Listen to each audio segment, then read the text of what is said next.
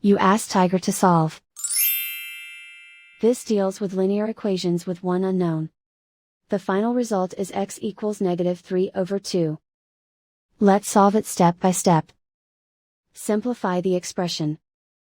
Move the negative sign from the denominator to the numerator.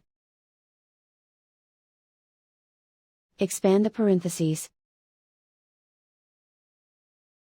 Break up the fraction. Simplify the fraction.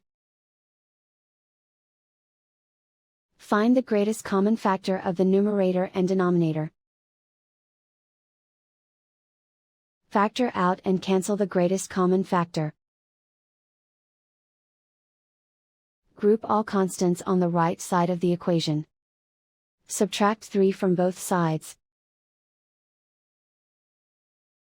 Simplify the arithmetic.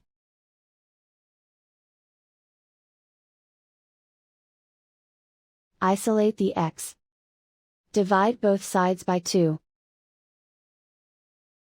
Simplify the fraction. And so the final result is x equals -3/2.